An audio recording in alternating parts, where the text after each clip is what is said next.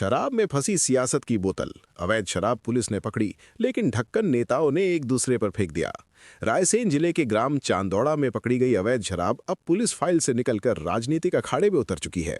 सिलवानी से भाजपा के पूर्व विधायक रामपाल सिंह राजपूत ने 19 दिसंबर को भोपाल में प्रेस वार्ता कर सीधे कांग्रेस विधायक देवेंद्र पटेल पर संरक्षण देने का आरोप जड़ दिया।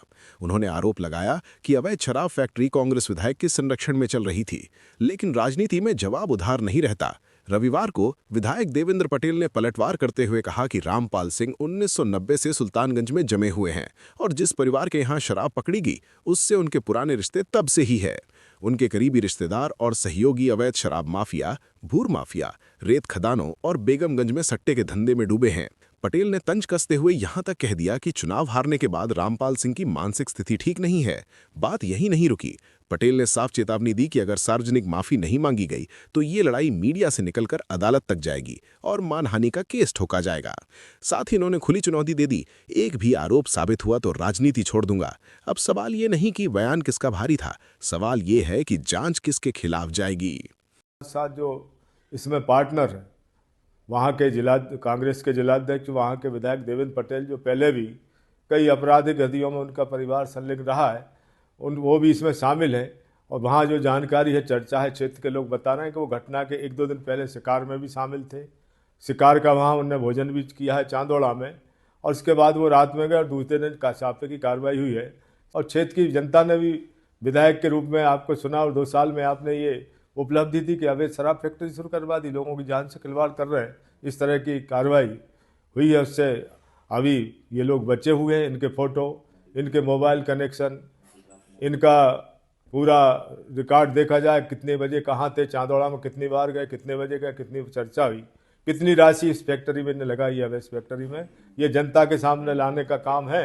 इस कांग्रेस के विधायक के संरक्षण में पूरा आतंक का वातावरण बना के जनता में दहशत फैलाने का काम किया जा रहा है, ये सरकार बर्दाश्त नहीं करती।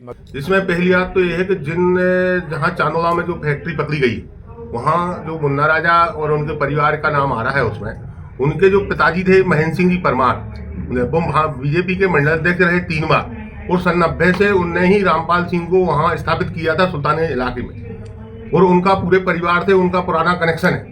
बीच में जरूर उनका कुछ थोड़ा बहुत बिगाड़ हुआ, लेकिन पूरा कनेक्शन उनका है और पूरा उन्हीं का संरक्षण है। और रही जहाँ तक रामपाल सिंह जी की बात, इनके पूरे रिश्तेदारों के रायसेन जिले में शराब फैक्ट्री के ठेके हैं, चाहे उदयपुरा हो, चाहे देवरी हो, चाहे बमोरी हो, चाहे खरगोन हो, चाहे बरेली हो, चाहे रायसेन हो, सब जगह इनके रिश्तेदारों के ठेके हैं। और अवैध शराब का जो गांव-गांव बेचने का काम है, इनके ही संरक्षण और मार्गदर्शन में हो रहा है। बीजेपी की सरकार है, हम लोग तो आदिवासी इलाकों में इतना आंदोलन कर रहे हैं, बार बार आदिवासी हमारी महिलाएं भी उसमें आगे आ रही हैं, इसके बाद भी बीजेपी की सरकार ने कहीं रोकने का प्रयास नहीं किया।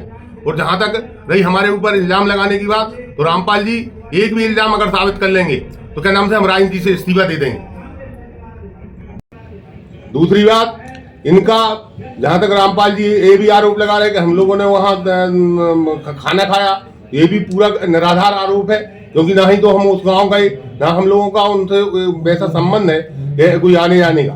ये झूठे आरोप, क्योंकि ये चुनाव हारने से सटिया गए हैं, इनकी अब बुद्धि हो चुकी है भ्रष्ट। और रही बात जहां तक पैसा कमाने की, तो इन लोगों ने इतना अवैध पैसा, अकूत संपत्ति जोड़ी है अरबों की, ये कहां से इनके पास स्थापित हुई। इनके बूढ़े सियाने हमारे यहाँ से खाने को ले जाते थे, इनके पास खाने को नहीं था कुछ। जब ये विधायक पहली बार बने तो एक MM 540 थी, तो सरपंचों से 200 रुपए लेके डीजल चलाती। इतने हल्के लोग हैं, और आज अगर स्थापित हो गए, अकूत संपत्ति हो गई, तो जो अनर्थ आरोप लगा रहे हैं।